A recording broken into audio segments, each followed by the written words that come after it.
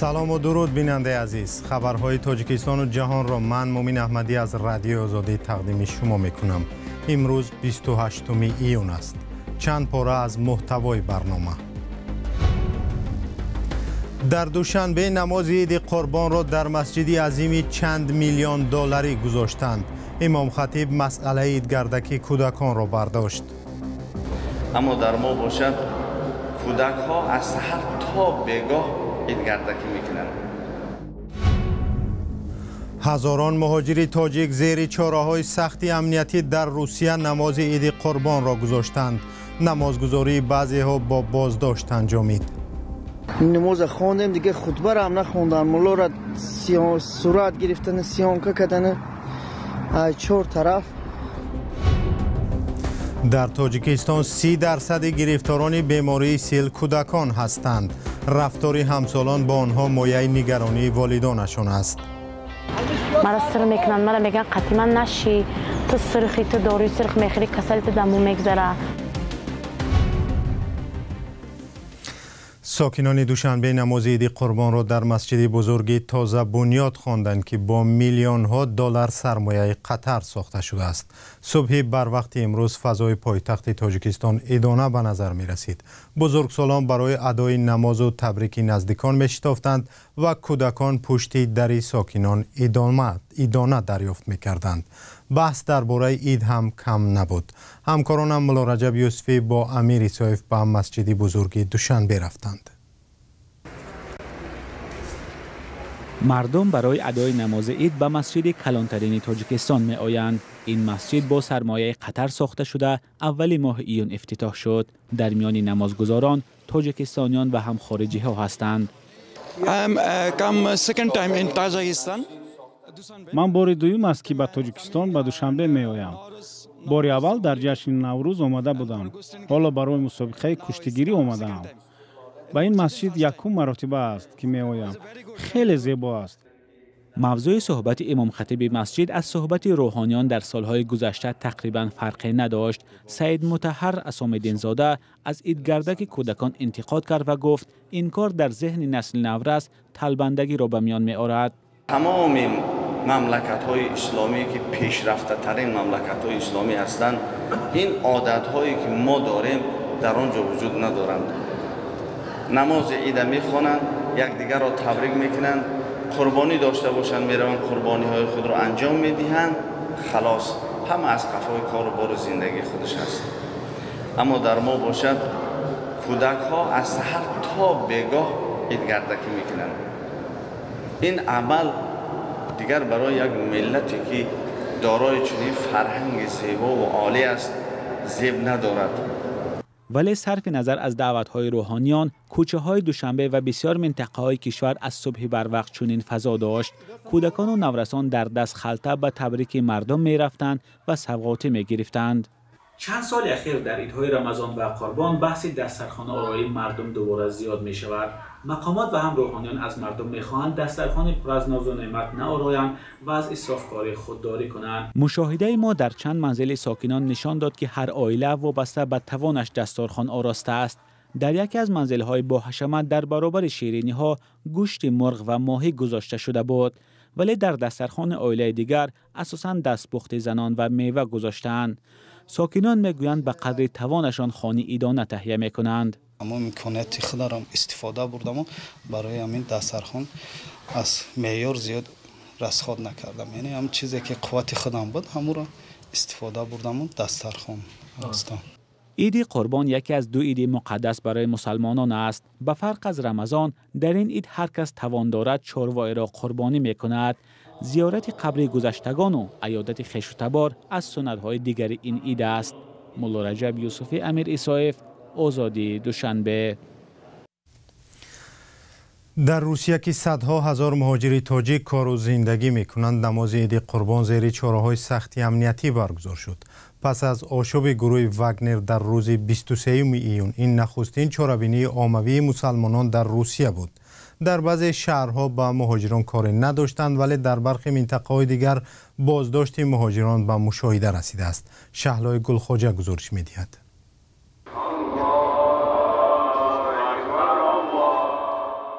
روز 28 ایون صدها هزار مسلمان روسیه از جمله مهاجران تاجیک برای ادای نماز عید قربان در مساجد شهر مسکو جمع آمدند. مفتیات روسیه میگوید نماز عید طبق نقشه در همه مسجدهای پایتخت روسیه دایر گردیده، همزمان در 55 موضع دیگر ولایت مسکو برای نمازگزاران شرایط فراهم آورده شد. مصاحبان رادیوی آزادی با فرستادن نوارها از جریان برگزاری نماز عید میگویند تعدادی هم بنابر نرسیدن جای روی زمین در کوچه‌های اطراف عبادت کردند. چند روز پیش در یک کارخانه استخراج گاز طبیعی در ولایت ایرکوتسک زنازنی گروهی مهاجران تاجیک و قرغیز صورت گرفت که به مجروح شدن و بازداشت گردیدن تعدادی از آنها باعث گردید. امروز کاربر این نوار را از ایرکوتسک فرستاده گفت که مهاجران این دو کشور پهلوی هم نماز گذاشته و بعد پایان یافتن نماز به منزل یکدیگر مهمان شدند. ایدای شما رو مبارکباد میگیم به این روز عید و کسب و کار. این نوار باشد از شهر نیژنی وارتوفسک به دست رادیو آزادی رسید. عزیزبک اشورов مهاجر تاجیکی در اینجا بوده است میگوید با توجه به جای داشتن ریت‌های 2 ماه اخیر تا یک اندازه از رفتن به نماز عید هراس داشت. نکیم شکر الحمدلله رفتیم در اونجا پلیسا بودن، البته به پلیس نبود لیکن چارهای امنیتی بود. یگان خیلی کفتکو و یگان خیلی فشار و اذیت هیچی مشاهده نشد، همه خوب رفتن. اما برای صدها مهاجران دیگری تاجیک در نویه ایسترای ولایت مسکو ادای نماز دردسر ایجاد کرد. یکی از مصاحبان ما میگوید بنابر در مسافه دورتر قرار داشتن مسجد و هم از بیم تفتیش‌های پلیس نماز را در این ورزشگاه خواندند و هیچ انتظار نداشتند که نمازخوانی آنها با کشاکش با پلیس انجام می‌یابد. این درو را محکم کردن، اکروژن کردن، برآمدیم نماز خواندیم دیگه، خطبه را هم نخوندن، مولا را صورت گرفتن، سیانکه کردن 4 طرف با گریختیم. گرده کرده ایسیم. همین گونه گروهی از مهاجران تاجیک در شهر مژایسک که روز عید را در شعبه پلیس میگذرانند. آنها را که بعد خواندن نماز با ماشین برمیگشتند کارمندان پلیس منع کرده و برای تفتیش بردند.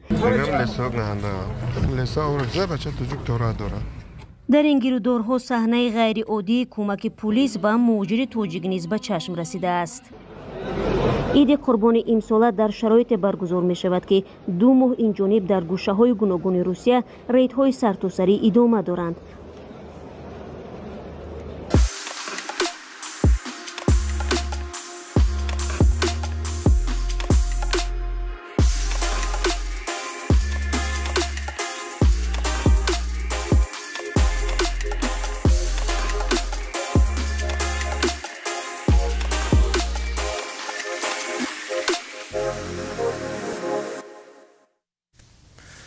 پزشکان تاجیک میگویند نسبت به کودکان گرفتار بیماری سیل اکثر اطرافیان رفتار نادرست میکنند که این مانع معالجه سریوقتی آنها می شود. در تاجیکستان 30% گرفتاران بیماری سیل کودکان بودند. گزارش سرویناز روح الله و شهلای عبدالله در همین باره است.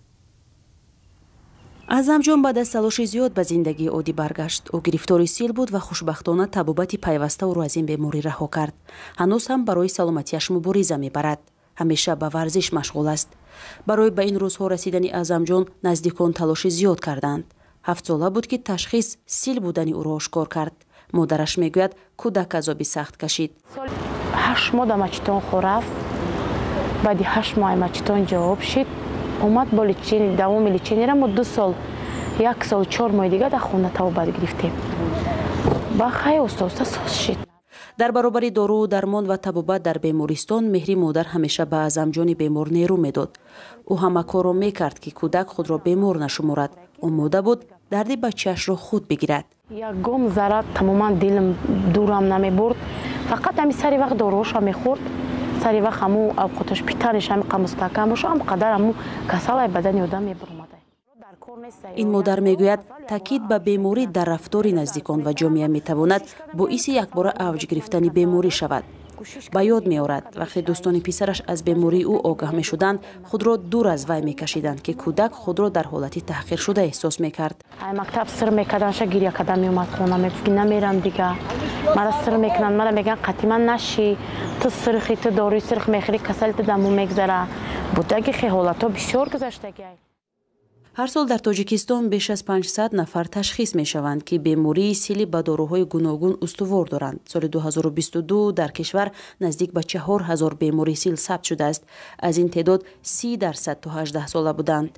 иқбол худо раҳбари созмони табибони бидуни марз дар тоҷикистон гуфт барои зудтар шифо ёфтани беморони сил аз роҳҳои нави табобат кор мегиранд. вақте ки онҳо бо аъзои оилаашон дар як муҳит табобат мегиранд, фармудаҳои табибро иҷро мекунанд ва дорувориро сари вақт қабул мекунанд. ин барои табобат бениҳоят муҳим аст. мақомоти тоҷикистон аз талоши созмонҳои байнулмилалӣ истиқбол мекунанд, вале мегӯянд ҳанӯз стигма ё адами таҳаммул нисбати беморони сил вуҷуд дорад ки боиси ба кунди шифо ёфтани онҳо мешавад. албатта нисбати солҳои пешин тағйиротҳо пешравиҳо зиёд ҳастанд. маълумотнокии аҳолӣ рӯз аз рӯз зиёд гашта истодааст, лекин то ҳол ангушуморам бошад ҳастанд ҳамин ҳолатҳо ва ин сабаб мегардад ки беморон дар ҳолати вазнин ба назди духтор муроҷиат мекунанд. бемории сил ба гуфтаи мутахассисон сироятӣ вале табобатшаванда аст ва давраи муолиҷаи беморон 6 моҳро дар бар мегирад. табобати ин беморӣ дар тоҷикистон ройгон пешбинӣ шудааст, вале борҳо беморони сил шикоят карданд ки дороҳои зидди ин беморӣ на ҳамеша дастрасанд. як шаҳрванди эрон пас аз озодӣ аз зиндоне дар тоҷикистон рафтори мақомоти интизомӣ ва шароиту боздоштгоҳу маҳбасҳои кишварро ошкор кард. نازنین مطیعی آخری سال 2022 با گناه قاچاق مواد مخدر به 5 سال و 2 ماه زندان محکوم شد، ولی او را بر اساس قانون عفو در تاجیکستان پیش از مهلت رها کردند. همکار ما میرزانبی خالقزاد با نازنین مطیعی صحبتی داشت و از جمله درباره غذای زندان ها پرسید. خب برای زافترا که چیزی که به عنوان اوقات میدادن گاهی کاشا بود که باز کاشاش قابل خوردن بود تا حدی، و یه چیزی برنجا بهش میگفتن که حالا برنج کیفیت خیلی پایین توی آب میجوشوندن و نه نمک نه شکر و هیچ. برای اوژین و زافترا که خب همیشه مشابه بودش دیگه، باز دوباره یه چیزش رنگ جو اینو میجوشوندن، یا اینکه ماکارون با کاچتوای خیلی خیلی پست. و شما اگه شانس می آوردین یه سویت وان پاوت را توش یه 4-5 تا دوبی پیدا می‌کردین، 2 تا تیکه انقدری کارتوشکا پیدا می‌کردین، شاید یه تیکه کوچیک لبلبی پیدا می‌کردین.